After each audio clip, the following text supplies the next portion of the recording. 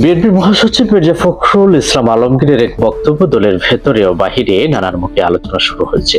মির্জা ফখরুল বলেছেন, vote oh ভাতের অধিকারের জন্য 5 আগস্টের মতো রাস্তায় নামতে হবে বলে যে মন্তব্য করেছেন তা নিয়েই চলছে নানান আলোচনা।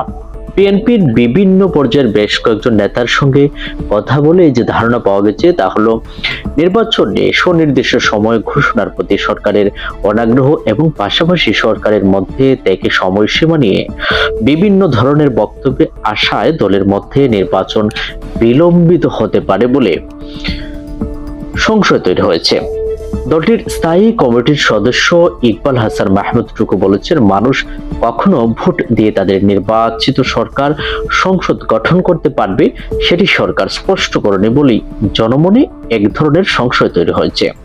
এদিকে সরকারের একজন উপদেষ্টা আসিফ মাহমুদ সাংবাদিকদের সঙ্গে আলাপকালে বলেছেন, নির্বাচন নিয়ে অধৈর্য হওয়াটা সরকারের সংস্কার কার্যক্রমকে ব্যাহত করছে।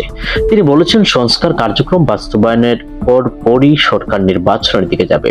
যদিও বিএনপি বারবার নির্বাচনের সুনির্দিষ্ট রুটম্যাপ ঘোষণা দাবি করে আসছে, জরুরি সংস্কার ও নির্বাচনী প্রস্তুতি একই সাথে চলতে পারে বলে বিএনপি মনে করছে। নির্বাচনে প্রসঙ্গে নিজ জেলা ঠাকুরগাঁওয়ে দলীয় এক জনসভায় সোমবার ভাষণ দেন বিএনপির মহাসচিব মির্জা ফখরুল ইসলাম আলমগীর।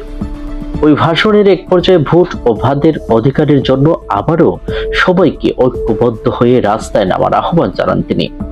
ওই সময় তিনি বলেন, আপনারা কি সত্যি পরিবর্তন চান নাকি আবারও ওই আওয়ামী লীগের নৌকাতে ফিরে যেতে চান? তাহলে 5 আগস্ট আপনারা যেমন রাস্তায় নেমেছিলেন আবারও ঐক্যবদ্ধ হয়ে রাস্তায় নামতে হবে। ভোটের অধিকার, ভাতের অধিকার আদায়ের জন্য এবং ন্যায় বিচার পাওয়ার জন্য রাস্তায় নামতে হবে। সরকারের দিকে ইঙ্গিত করে তিনি বলেন, কিছু মানুষ এখন বিভিন্ন রকম কথা বলছেন। বিভিন্ন রকম কথা বলা বন্ধ করুন। বিশেষ করে দায়িত্বশীল জায়গায় থেকে ভুল কথা বা উত্তেজনামূলক কথা বলে দেশের মানুষকে আর বিভ্রান্ত করবেন না। প্রধান উপদেষ্টা অধ্যাপক মোহাম্মদ ইউনূস জাতির উদ্দেশ্যে দেওয়া সর্বশেষ ভাষণে বলেছেন, 2025 সালের শেষ ভাগ 26 সালের শুরুতে আগামী জাতীয় নির্বাচন অনুষ্ঠিত হবে। এটি ছিল সরকার প্রধানের দিক থেকে নির্বাচনের সম্ভাব্য সময়সীমা সম্পর্কে প্রথম কোনো আনুষ্ঠানিক বক্তব্য। কিন্তু এরপরই তার প্রেস সচিব এক প্রেস কনফারেন্সে 2026 সালের 30 জুনের মধ্যে নির্বাচন অনুষ্ঠিত হবে বলে মানুষ আশা করতে পারে বলে এমন মন্তব্য করলে তীব্র প্রতিক্রিয়া ব্যক্ত করে বিএনপি। এর একদিন পরে বিএনপির মহাসচিব নির্বাচন নিয়ে প্রধান উপদেষ্টা ও তার প্রেস সচিবের বক্তব্যকে সাংঘর্ষিক উল্লেখ করে উম্মা প্রকাশ করেছেন। তখন তিনি বলেছিলেন, নির্বাচন কেন্দ্রিক সংস্কারগুলো সম্পন্ন করে দ্রুত নির্বাচন অনুষ্ঠান সম্ভব।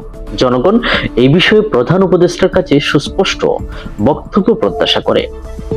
যদিও সরকার ইতিমধ্যে নির্বাচন কমিশন গঠন করেছে এবং কমিশন ভোটার তালিকা হালনাগাদ কাজ শুরু করেছে, কিন্তু দলটির বিভিন্ন পর্যায়ের নেতারা মনে করেন এরপরেও নির্বাচন নিয়ে রাস্তায় নামার আহ্বান আসার মূল কারণ হলো সরকার সংশ্লিষ্ট কিছু মহল থেকে নির্বাচন নিয়ে নানা ধরনের মন্তব্য আসা।